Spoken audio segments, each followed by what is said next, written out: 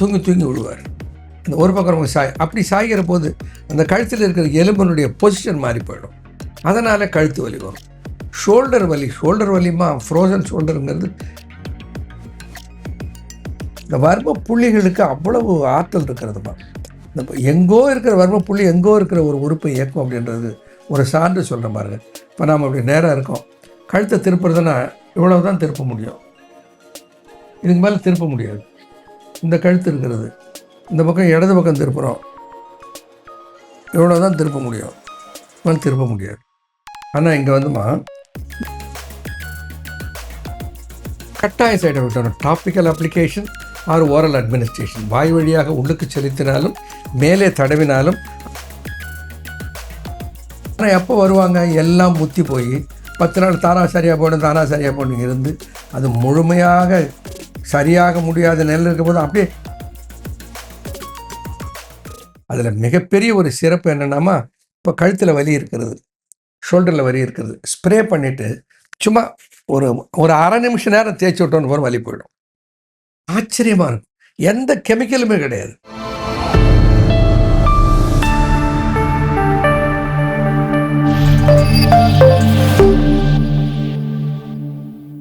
Cosmo health நேயர்கள் அனைவருக்கும் வணக்கம். இன்றைய நிகழ்ச்சியில ஆரோக்கியம் குறித்து நம்முடைய சந்தேகங்களுக்கு விளக்கம் கொடுக்கறதுக்காக அறிவியல் சித்தர் டாக்டர் அன்பு கணபதி அவர்கள் நம்ம கூட இணைந்திருக்காரு. தொடர்ந்து நிறைய விஷயங்கள் பேசலாம். வணக்கம் சார். வணக்கம்மா. எப்படி இருக்கீங்க சார்? சார், தொடர்ந்து சித்த மருத்துவத்துல என்ன மாதிரியான மருத்துவ முறைகள் இருக்கு, அது மக்களுக்கு எவ்வளவு பயனுள்ள தகவலா நம்ம கொடுக்க முடியும் அப்படின்றத பத்தி பார்த்துட்டு இருக்கோம். அந்த வகையில இன்னைக்கு நிகழ்ச்சியில நிறைய பேர் நம்முடைய கமெண்ட் செக்ஷன்ல கேட்கறது என்ன அப்படின்னு கேட்டீங்கன்னா, இந்த ஃப்ரோசன் ஷோல்டருக்கு ஏதாவது தீர்வு இருந்தா சொல்லுங்க. ஏன்னா நிறைய பேர் இதற்கான மருத்துவ முறைகள் எடுத்துக்கிறாங்க, அப்போதைக்கு இது சரியாகுது, ஆனா திரும்ப இந்த தோள்பட்டை வலி, இந்த கழுத்து சார்ந்த வலிகள் வர்றதை நம்மளால பார்க்க முடியுது. இன்னைக்கு ரொம்ப காமனா இருக்கு சார். இதற்கான காரணம் என்ன? ஏன்னா பொதுவா ஐடில இருக்கிறவங்களுக்கு தான் இந்த பிரச்சனை அப்படின்றத நம்ம பார்க்கறது உண்டு. ஆனா இன்னைக்கு சாதாரண கூலி வேலை செய்யக்கூடிய ஆட்களுக்கு கூட இந்த பிரச்சனை இருக்கிறத நம்மளால பார்க்க முடியுது. இதற்கு சித்த மருந்துகள் இருக்கா? இன்னைக்கு நல்ல ஒரு அத்தியாவசியமான ஒரு சப்ஜெக்ட் நம்ம எடுத்திருக்கோம். கழுத்து என்பது ஒரு லாவகமான ஒரு உறுப்பு நம்ம உடம்புலேயே. என்னன்னா, கழுத்தில் 7 எலும்புகள் இருக்கின்றன. C1 to C7 செர்விக்கல் வெர்டபிரேன்னு சொல்லுவாங்க. அந்த எலும்புகள் எப்படி இணைக்கப்பட்டிருக்குன்னா, ஒரு ஒரு நூலில் மலர் கட்டுற மாதிரி இணைக்கப்பட்டிருக்கு. இந்த கழுத்தை எவ்வளோ லாவகமாக வேணாம் சொல்லலாம், வா சொல்லலாம், போ சொல்லலாம், எப்படி வேணாலும் ஆட்டலாம், கழுத்தை சுத்தலாம், நம்ம மொழியே இல்லாம பாஷையில். இப்போ இந்த கழுத்து இவ்வளவு அசைவுகளை லாவகமாக பண்ணக்கூடிய அதே கழுத்துமா ஒரு 60 கிலோ வெயிட்டை தூக்கி மேலே வச்சு பாருங்க, அப்படியே தூண் மாதிரி அந்த வெயிட்டை தாங்கிட்டு போவது ஒன்றும் ஆகாது. இப்போ இயற்கை கழுத்தை அவ்வளோ அழகாக. கிராமத்தில் பாருங்களேன், வயலில் வேலை செய்வான், தலையில் அவ்வளோ பெரிய ஒரு சுமையை தூக்கிக்கிட்டு ஓடுவான், வரப்பை தாண்டி வயலை தாண்டி ஓடுவான். அவன் கழுத்தில் அந்த தலை மேலே இருக்கிற வெயிட் அவன் கழுத்தில் ஆக்ட் பண்ணும். ஆனால் அவனுக்கெல்லாம் கழுத்து வலி வர்றதில்லை. அப்படியே மானிட்டரை பார்த்துட்டு இருக்கவங்க கழுத்து வலி வருதுன்னு சொல்கிறாங்க, ஷோல்டர் வலி வருதுங்கிறாங்க. வயலில் கடுமையாக வேலை செய்கிறவனு கூட அந்த வலி வருவதில்லை. அப்போது என்ன காரணம்? ரொம்ப சிம்பிள். வயலில் வேலை செய்கிறவன் அதை அதிகமாக பயன்படுத்துகிறார். அதிகமாக பயன்படுத்தினா தேயணுமில்லை, தேயலை. ஒழுங்காக பயன்படுத்தலை அல்லது அதை சரியாக உபயோகப்படுத்தலைன்னா அது வருது. கழுத்தை ரொம்ப லாவகமாக கையாள வேண்டும். கழுத்துக்கு முக்கியமானது என்ன? பயிற்சி. அன்றாட கழுத்துக்குரிய பயிற்சிகளை செய்தால் பாருங்கள், அந்த கழுத்தில் சில பேர் என்ன சொல்லுவாங்க, கையை குடையுதுன்னு சொல்லுவாங்க. எப்படி படுத்தாலும் படுத்திருக்கும் போது ஒரு 5 நிமிஷத்துக்கு மேலே அந்த பக்கம் படுத்திருக்க முடியாது, உடனே அந்த பக்கம் கை குடையும். திரும்பி படுத்தாங்கன்னா ஒரு 5 நிமிஷம் தான் தாங்க, அடுத்து இந்த கையில் குடையும். இந்த குடைச்சல் ஏன் வருது? காரணம் என்னன்னா, 2 காரணங்கள்மா. ஒன்று, இந்த கழுத்தில் இருக்கிற எலும்புகளில் ஏற்படுகிற மாற்றம். அதை 2 வகையாக ஆங்கிலத்தில் சொல்வார்கள். ஒன்று ஸ்பாண்டிலோசிஸ், இன்னொன்று ஸ்பாண்டிலிட்டிஸ். இட்டிஸ்னா வீக்கம், இன்ஃப்ளமேஷன். கழுத்தில் இருக்கிற எலும்புகளிலே வீக்கம், அதனாலே வருகிற நோய். இன்னொன்று ஸ்பாண்டிலோசிஸ், கழுத்தில் இருக்கிற எலும்பு தேய்ந்து போவதனாலே வருகிற வலி.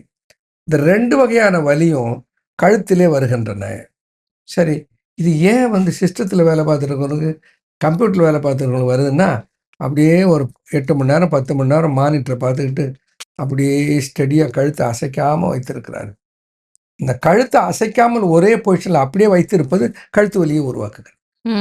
நான் டாக்டர்கிட்ட போனால் என்ன சொல்கிறார், கழுத்து எலும்பு தேஞ்சு போச்சுன்னுவார். அது தேஞ்சு போகலாம் இல்லை, சரியாக பயன்படுத்தாதனால் அங்கே சேதம் ஏற்பட்டிருக்கிறது, அவ்வளவுதான்.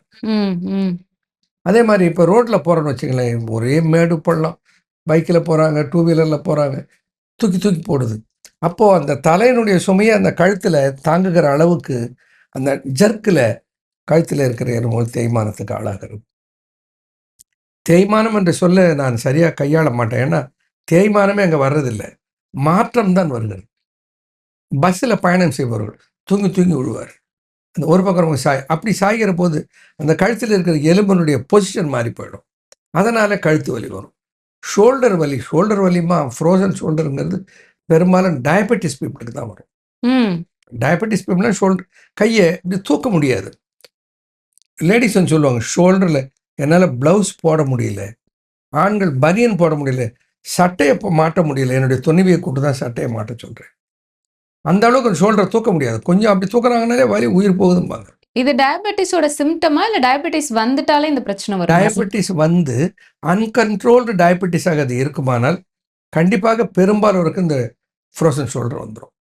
இந்த frozen shoulder and cervical spondylitis, இதற்கு சித்த மருத்துவம் ஒரு முழுமையான நிரந்தரமான தீர்வு தருகிறது.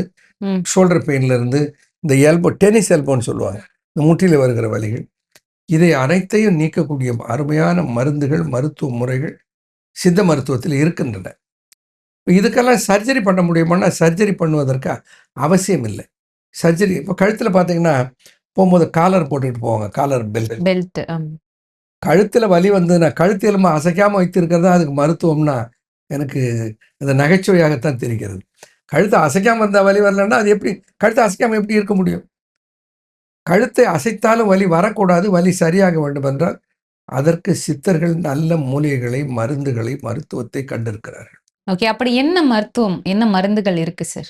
முக்கியமாக அதில் அஸ்வகந்தி இருக்கிறது, திரிகடுகு இருக்கிறது, அதனோடு கூட சில உயர்ந்த சித்த மருத்துவத்தில் சொல்லப்படுகிற மருந்துகள், வாதராட்சதன் ஒரு ஃபார்முலா இருக்குது, அயவீர செந்தூரம் என்று ஒரு ஃபார்முலா இருக்குது. எந்த சைடு எஃபெக்ட்டுமே வராது. அதனுடைய வேலை என்ன, இருக்கிற வியாதியை நீக்குவது, புதுசாக ஒரு வியாதியை உண்டாக்குவது அல்ல. அது ரொமா என்கின்ற அந்த உள்ளுக்கு சாப்பிடுகிற மருந்தை நான் கொடுக்கிறேன். ஒருத்தர் வெளி உபயோகத்துக்கு என்று 2 மருந்துகளை உருவாக்கி இருக்கிறோம். ஏன்னா நம்ம இப்போது எங்கே வலி இருந்தால் அந்த வலியை நீக்குவதற்கு என்று ஒரு ஒரு ஒரு வேதியியல் பொருளை கண்டுபிடித்திருக்கிறார்கள். அதற்கு பேர் டைக்ளோஃபெனாக் சோடியம், அசிக்ளோஃபெனாக். இதெல்லாம் வந்து வேதியியல் மருந்துகள், வலியை நீக்குவதிலே நிகரற்றவைகள், உடனே வலியை போக்கும். ஆனால் அந்த வலியை போக்குகிற அந்த மருந்துகளுடைய சைடு எஃபெக்டை பார்த்தோம்னா பயமாக இருக்கும்.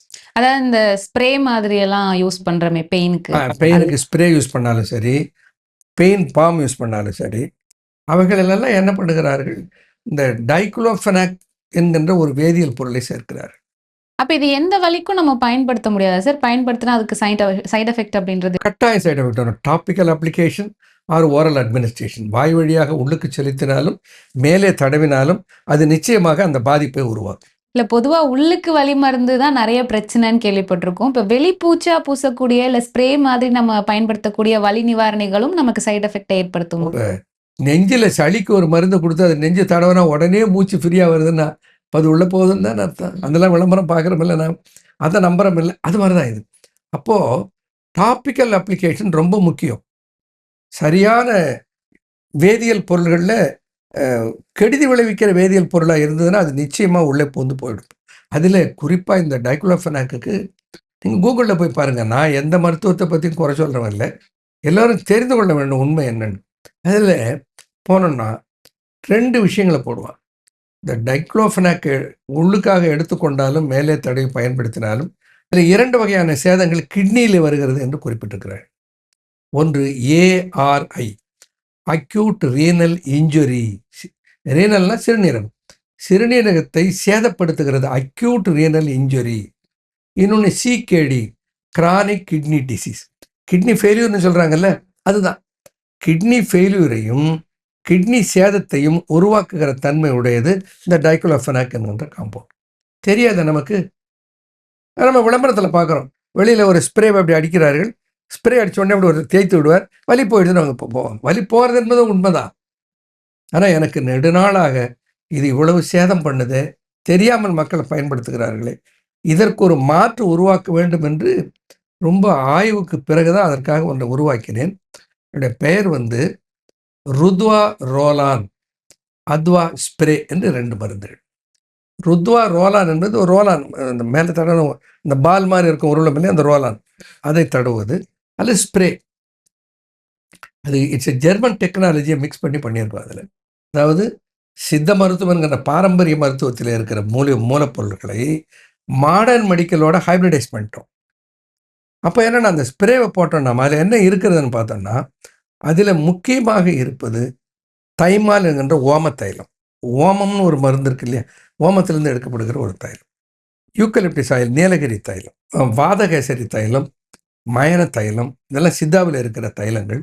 அந்த தைலங்களை ஸ்ப்ரேவாக மாற்ற முடியுமா என்று முயற்சித்தில் அது ஸ்ப்ரேவாக மாற்ற முடிந்தது.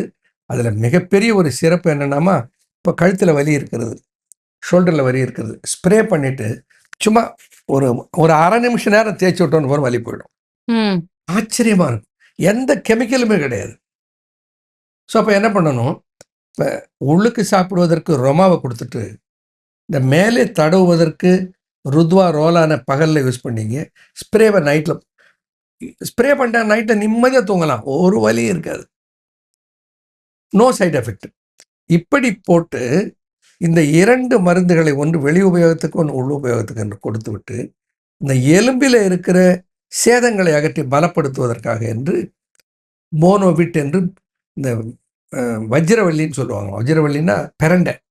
இந்த பிரண்டையில் இருக்கிற சத்தை எடுத்து, பிரண்டை வேரில் அந்த சத்து ரொம்ப அதிகம், அதில் இருந்து போனுக்காக செய்து. என்னென்னா இப்போ போன் சேரலைன்னா இந்த போனோவிட்டை கொடுத்தோன்னா அந்த போன் சேர்ந்துக்கும். சித்தர்களுடைய உருவாக்கம் அது. அப்போ என்ன பண்ணுறோம், உள்ளுக்கு ரொமா கொடுத்துட்டு வெளியில் ருத்வா ரோலான் அத்வா ஸ்ப்ரேவை போட சொல்லிவிட்டு இந்த போனோவிட்டு கொடுத்துருவோம். அவ்வளோதான். 1 மாதத்தில் அந்த வலி 90% சரியாக போயிடும், அல்லது முழுமையாக கூட சரியாக போயிடும். 3 மாதத்தில் அவரை நிரந்தரமாக குணமாக்கி விடுவார்கள். ஆனால் கட்டாயமாக ஒரு பயிற்சி செய்ய வேண்டும். இந்த ஃப்ரோசன் ஷோல்டர் இருக்கு, கையே தூக்க முடியல அப்படின்னு சொல்றாங்களே சார், இதற்கு ஏதாவது பயிற்சி முறைகள் செய்யலாமா? இது செய்யும் போது இந்த வலிகள் குறையுமா சார்? நிச்சயமாக பயிற்சியால் தான் இந்த நிரந்தரமாக குணமாக்க முடியும். அதற்குரிய 3 பயிற்சிகளை நான் என்னுடைய வெப்சைட்டில் அதை ஏற்கனவே செய்து பதிவேற்றம் செய்திருக்கிறேன். அதை நம்ம வெப்சைட்டில் போய் டவுன்லோட் பண்ணிக்கலாம் வேணாலும். இப்போ ஒரு உதாரணத்துக்கு ஒன்று சொல்கிறேன் பாருங்களேன். இப்போ இந்த கையை இப்படி வச்சு 2 கையும் வாட்ச் கட்டுற இடத்துல, பிரேஸ்லெட் போடுற இடத்துல பிடிச்சிக்கிட்டு அப்படியே பின்னால் தூக்கி ஸ்ட்ரைட்டாக வச்சுட்டு வலது பக்கமாக 2 அப்படி இழுக்க வேண்டும். இப்படி இழுத்தோன்னா, அந்த கையை இழுத்தோன்னா அது ஷோல்டரில் அவ்வளோ அழகாக ஆக்ட் பண்ணும். அப்படியே இந்த பக்கம் திருப்பி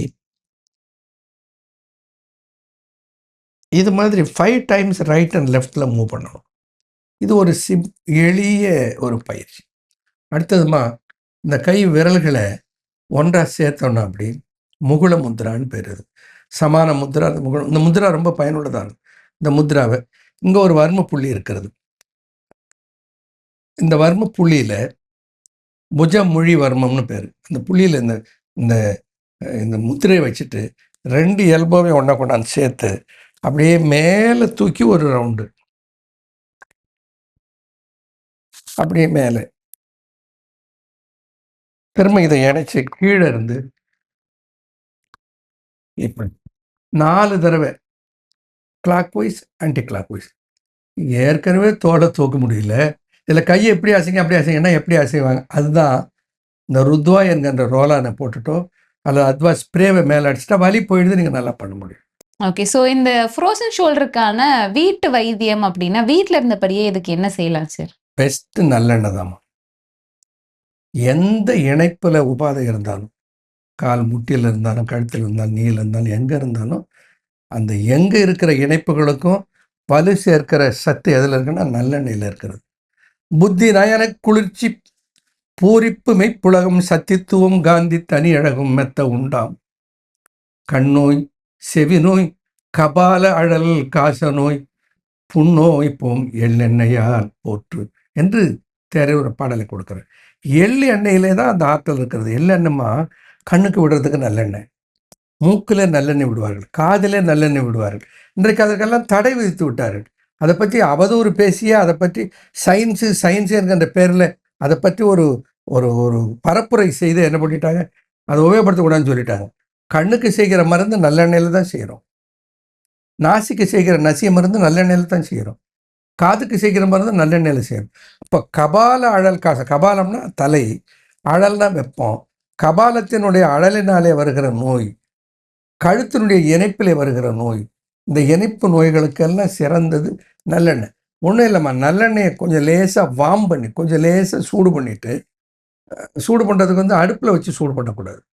ஒரு பாத்திரத்தில் தண்ணீரை கொதிக்க வைத்து, இன்னொரு பாத்திரத்தில் இந்த நல்லெண்ணெய் எடுத்து அந்த கொதிக்கிற தண்ணீருக்குள்ளே வைத்தோன்னா அந்த எண்ணெய் சூடாயிடும். Double boil method. அதை எடுத்து நல்ல கழுத்துக்கு பக்குவம் ஒருத்தர் தேய்த்து விட சொல்லணும். கொஞ்சம் தேய்த்து விட சொல்லிட்டு கழுத்துக்குரிய பயிற்சி, ஷோல்டருக்குரிய பயிற்சியை வீட்டில் செய்தாலே உபசாந்தியாக பலருக்கு பலன் கிடைக்கும். ஆனால் எப்போ வருவாங்க, எல்லாம் முத்தி போய் 10 நாள் தானா சரியாக போகணும் இருந்து அது முழுமையாக சரியாக முடியாத நிலையில் இருக்க போது அப்படியே ஸ்டைலாக போயிட்டு இருப்பாங்க, அப்படியே திரும்புவாங்க, அப்படியே கழுத்தை அசைக்க முடியாது திரும்புவாங்க. அந்த ஸ்டேஜில் தான் வருவாங்க. அவ்வளவு அற்புதமான வலியை போக்குகிற ஆற்றல் உள்ள மூலிகை மருந்துகள், தைலங்கள் சித்த மருத்துவத்திலே கழுத்து வலி, ஷோல்டர் வலிக்கு என்று இருக்கின்றது. ஒரு சின்ன எக்ஸாம்பிள் கொடுக்குறேன் பாருங்க. இப்போ கழுத்து எலும்புக்கு இந்த வர்ம புள்ளிகளுக்கு அவ்வளவு ஆற்றல் இருக்கிறதுமா. இந்த எங்கோ இருக்கிற வர்ம புள்ளி எங்கோ இருக்கிற ஒரு உறுப்பை இயக்கும் அப்படின்றது ஒரு சான்று சொல்கிறேன் பாருங்க. இப்போ நாம் அப்படி நேராக இருக்கோம், கழுத்தை திருப்புறதுன்னா இவ்வளவு தான் திருப்ப முடியும், இதுக்கு மேலே திருப்ப முடியாது. இந்த கழுத்து இருக்கிறது, இந்த பக்கம் இடது பக்கம் திருப்புறோம், இவ்வளோ தான் திருப்ப முடியும், மேலே திருப்ப முடியாது. ஆனால் இங்கே வந்துமா இந்த 2 கையினுடைய உள்ளங்கை முடிகிற இடத்துல, இந்த முடிகிற இடத்துல 2 முண்டு மாதிரி 2 ப்ரொஜெக்ஷன் இருக்கும். அந்த ப்ரொஜெக்ஷனில் அப்படி கையை வச்சுட்டு மோவாய்க்கு நேராக கீழே கையை வச்சுட்டு இதை அப்படி அழுத்திக்கிட்டே ப்ரெஷர் இப்படி கொடுத்துக்கிட்டே இப்படி திருப்புனீங்கன்னா திருப்பிக்கிட்டே இருப்பீங்க. இன்னும் திருப்பலாம் வலிக்காது. அப்போது அந்த கழுத்தில் இருக்கிற பிடிப்பை அகற்றுகிற ஆற்றல் இந்த வர்ம புள்ளிக்கு இருக்கிறது பாருங்க. அதே மாதிரி இந்த பக்கம் திருப்புறோம், இப்படி வச்சுக்கணும், இப்படி எட்ட இல்லை, இப்படி வச்சுக்கணும். இதை அப்படி கொஞ்சம் அந்த இந்த எலும்பில் கரெக்டாக அழுத்தணும்